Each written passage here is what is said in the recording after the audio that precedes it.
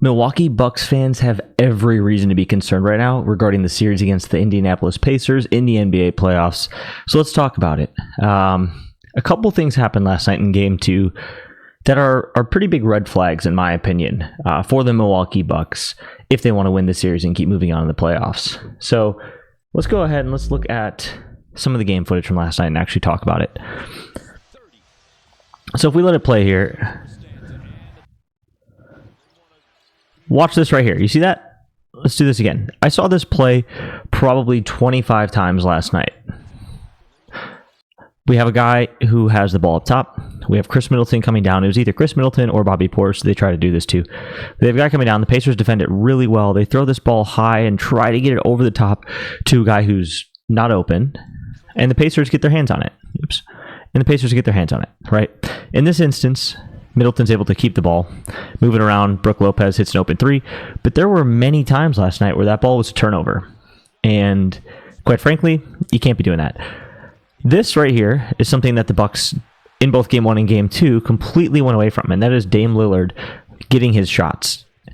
In the first half, Dame was very aggressive. He was very aggressive with the ball, and it worked. He was making his shots. Yeah, you could say he was shooting above his percentages, but he was making his shots. It's Dame time. It's playoffs. Dame locks in. We all know that. So once again, in the first quarter, playoff P, Pascal Siakam was just dominating. He was too much for Bobby Portis to handle, and he was too quick for Brook Lopez to handle. That is one of the biggest holes that you are going to see right now from Giannis Antetokounmpo being out of this series. And that is not the fact that he's, his offensive output, which is huge, but the fact that a guy like Pascal Siakam has no one to defend him, whereas Giannis could probably lock him down. I tell you right now, if Giannis is playing in this series, Pascal Siakam is not dropping 40 points a game. He's not dropping 30 points a game. So that is just one of the things that is a product of Giannis being out, but it's something the Bucks need to adjust to and adjust better to. If they're going to let Pascal get his, then they got to stop these other guys from getting theirs. You can't be having guys like Andrew Nembhard putting up 20 points, Miles Turner putting up 22 points, even Nesmith, 11 points. You can't be having these guys, these role players, putting up such large numbers if you're going to allow Pascal Siakam to put up 37. So this is another play that they ran a ton, the pick and roll with Miles Turner, who is just wide open and hits the shot. And this is one of those areas where Brook Lopez is just getting exploited due to his size and age. Let's watch it again. So Beverly tries to go over the top of the screen. Doesn't get there in time. Lopez shows. He sees the pass come over.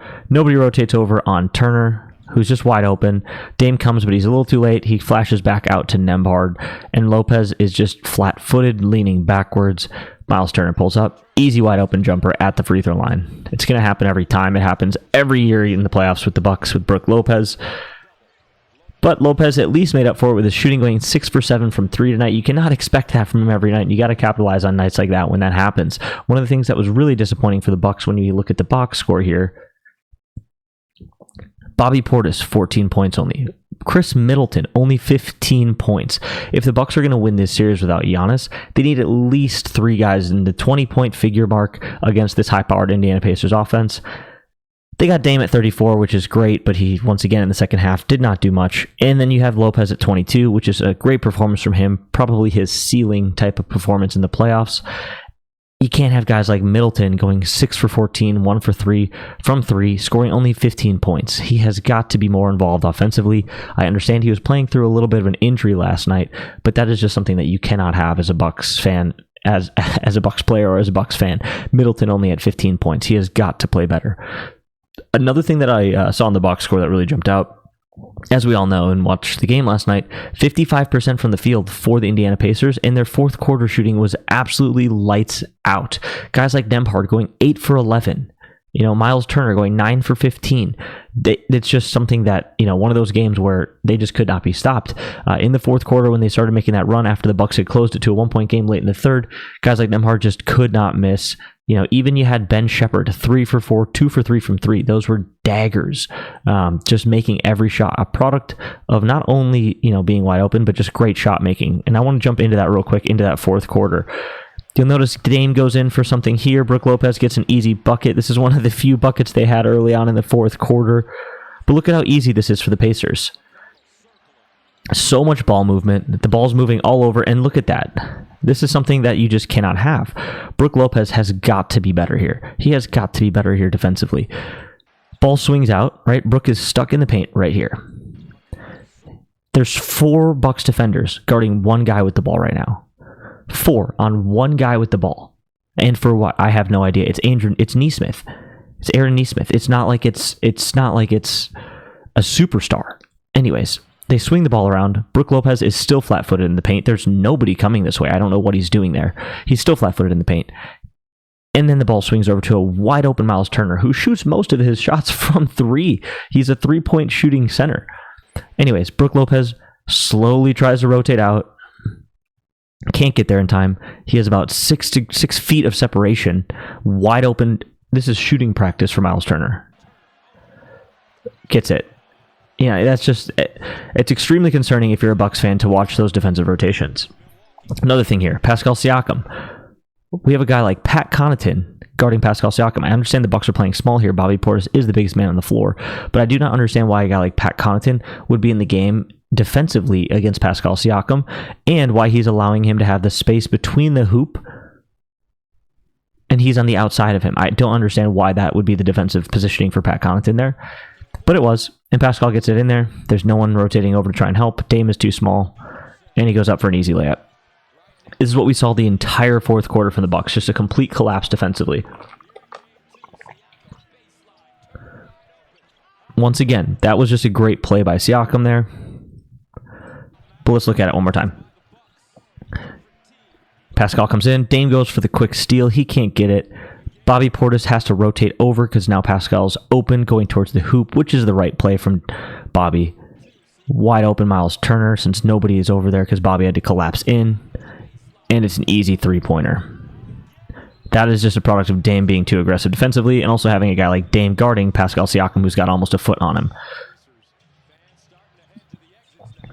Easy play for the Bucks there. Pacers have kind of taken their foot off the gas at this point. The game is over. Once again, just beautiful ball movement. That's something that you just did not see from the Bucks. The Bucks played a lot of ISO one-on-one ball, trying to get, maybe a screen to get Dame open. It didn't work. Look at this, Pascal. We have 3 guys collapsing Pascal in the paint. They needed to do this at that point because he was just scoring at will on them. They passed it out to Turner. Chris does a good job collapsing. Brook is flat-footed, trying to get out on the three-point line. Gets out there, but gets fooled by the pump fake. Burned by Nesmith, who goes down in the lane. Dame is supposed to come up here to try and get to Siakam if Beverly was supposed to try and follow him in the lane, but he didn't. Let's watch that one more time. Watch Pat Bev here. He's guarding Halliburton, who's 10 feet behind the line. He's not getting out on Pascal Siakam. Dame has to cut up here. He can't get there in time. Too late. Easy layup. The ball movement was there all night for the Pacers, and it was just too easy. Once again, Nembhard going in. This is just a tough shot, and he makes it. That is something that... Once they're hot, they're hot. It was contagious at that point for them. And it was really unfortunate. But let's go back towards the beginning of the game and let's look at some of the Bucks offensive footage when they were actually doing well, and let's see what they were doing and why it didn't work in the second half. So once again, this is what I said. There was no movement. So look at this. Standing still, standing still, standing still, standing still. Dame's going to go in, going to get a nice layup out of it, but that's just 1-on-5. That was 1-on-5 by Dame Lillard. Let's go to the next Bucks possession. This was one that's really frustrating, and if you notice in the box score, Beasley only logged 5 minutes until garbage time, and then he got another 5 minutes in garbage time once they were down 20. But look at this. We have 1, 2, 3 green jerseys on 1 yellow. What happens? Beasley drives in, loses his dribble, should have passed it earlier, goes up with it, gets swatted out of bounds. That's just, you cannot throw away a 3v1 in the NBA playoffs if you want to win the game. This was an incredible shot by Dame. Not much you can do about that if you're a Pacers fan. Absolutely incredible.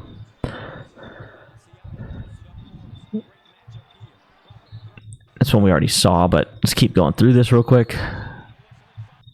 Even this play by AJ Green, it was great, but look at standing, kind of getting out of the way, standing still, standing still, standing still. There's yellow jersey on everybody. There's nobody that has any separation. He drives in. Probably should have kicked it out to Pat here if it was, trying to make the best possible play. But he goes up for it, gets a nice shot off, and gets the and one, which was a good play, but it wasn't the right play by AJ Green there.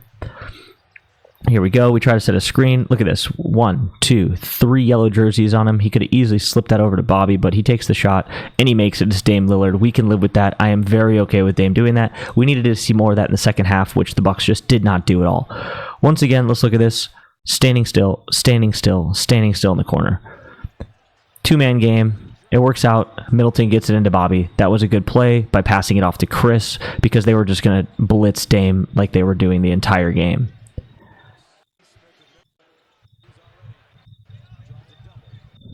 Let's look at this. 2 guys on Dame, so that means there's someone that should be open. In this case, it's Pat Connaughton. Brook Lopez does do a little step back, and he makes the 3. Still, just not enough ball movement on the offensive side for the Bucks, in my opinion. Brook Lopez isn't going to shoot 6 for 7 every game. Like I said earlier, that was his ceiling game.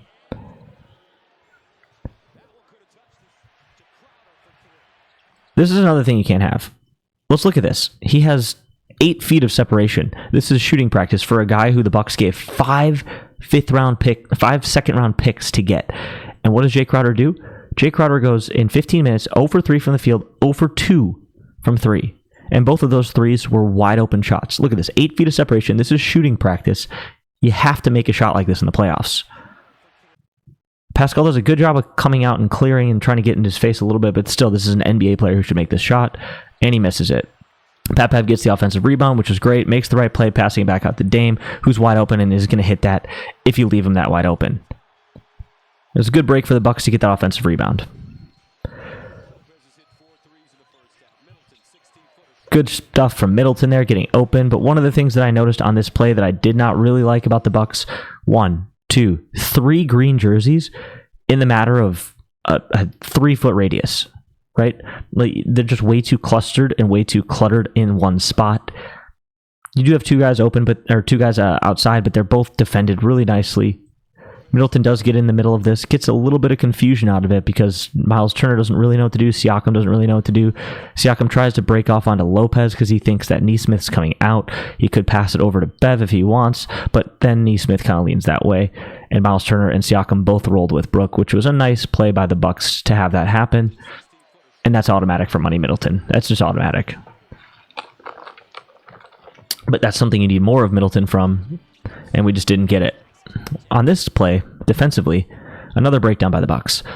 You'll notice when the Bucks are playing defense versus the Pacers, look at how far off of their man each guy is. Jay Crowder's doing a good job being pretty tight. Dame is way off. Lopez is just hiding in the paint pretty much. Pat Bev is out here on, he's on Halliburton. He's got him pretty locked down. Dame needs to be with Siakam here. He can't be just sitting in the middle doing absolutely nothing.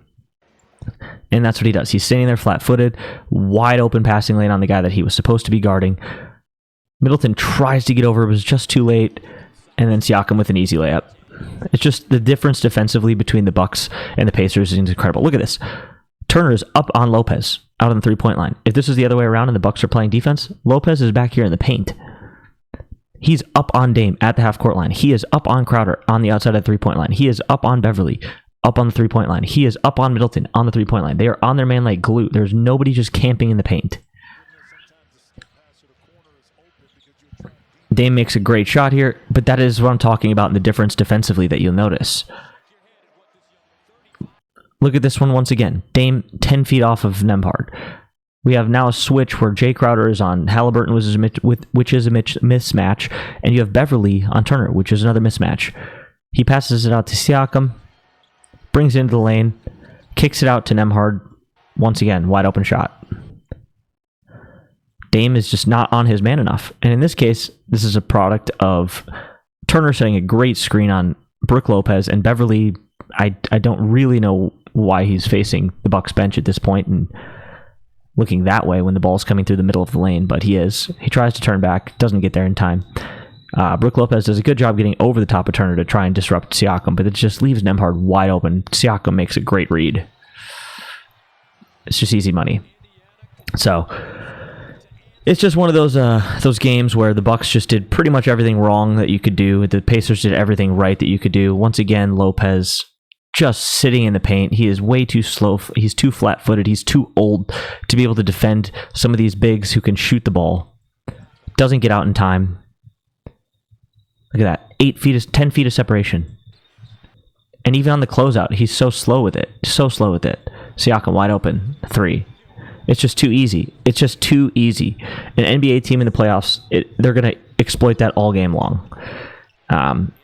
So yeah, if you're a Bucks fan, I mean, you need Giannis back. So that's really what it comes down to, is if Giannis is not back in game 3, expect the Pacers to take a 2-1 series lead. Giannis was averaging about 40 points a game against the Pacers this year. So if you're looking at it from like a Moneyball perspective, there's 40 points that need to be made up.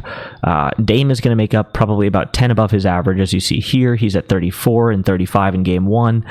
So it's about 10 points made up that you need to find another 30 from. You have Middleton, who's under his season average. Portis, who's under his season average. Lopez, who went above his season average. You still are down 20 points from Giannis's production that you need to make up in this game, and that's just not going to get it done. So Middleton, you need to step up in game 3 because I don't think Giannis is coming back. Bobby Portis, you need to step up in game 3 because I don't think Giannis is coming back. We cannot have you guys shooting tour dates going 6 for 16, 6 for 14. We need you to be at a much higher clip. We need you looking like Andrew Nembhard, Chris Middleton, going 8 for 11. We need some more consistency out of you if you're going to have a chance in this series. So yeah, that's the game breakdown for the Bucks versus the Pacers in game 2.